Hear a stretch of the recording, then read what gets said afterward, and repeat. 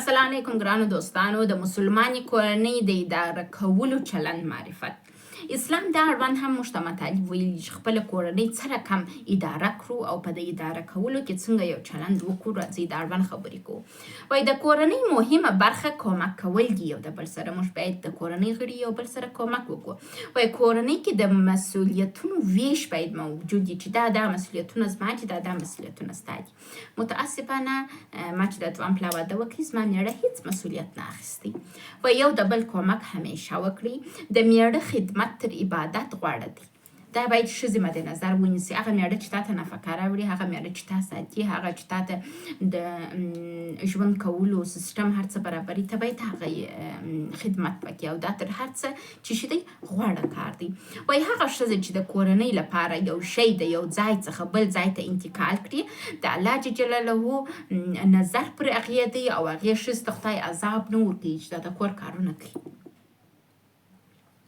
حضرت محمد اسلام ویلي دي نارینه کې کور کار کې کومک وکړي د ښځو سره، خو دا کور کار کې کومک وکړي مزدور کېږي مه.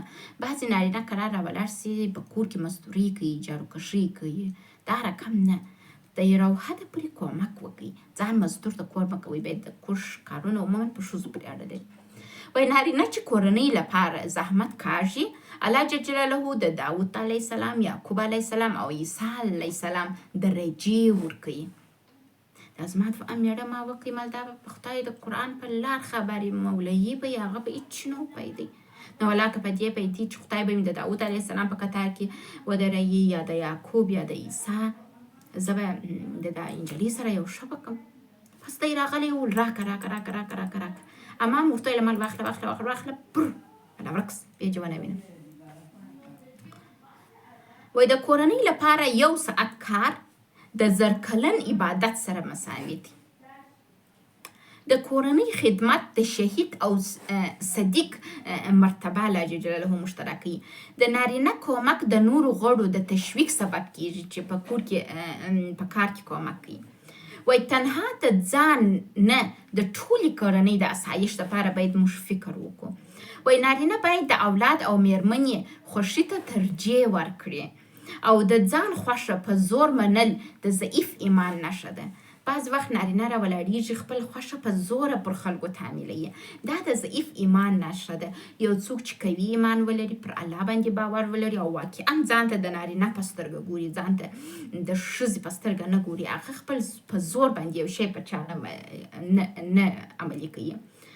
د اولاد او میرمنې د ځان مهم ګڼلو سبب ځان هم مهم کوي او اثر یې پر ژوند هم وایي تاسو لیدلی سئ.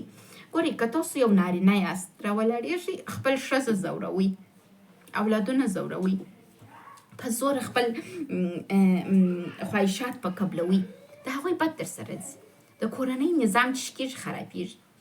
خو که ته کوزش کوې او دا سیستم په صحیح توګه عملي کوي، نارینه په کور کې داسې دی لکه پاچا او دا خلک د ده رعیت دي. په رعیتو باید څوک شفقت ولري، مهرباني ولري، ځان غټ ورته ونه کړي چې ارګری ورته وایي زه مشر یم. نه نو ته مشر نه یې، ته مشر یې، صحیح دی، زه چې احترام کوم صحیح دی، بله خو نه ګړی یې مه راوله. مننه چې خوښ مو نیولی و.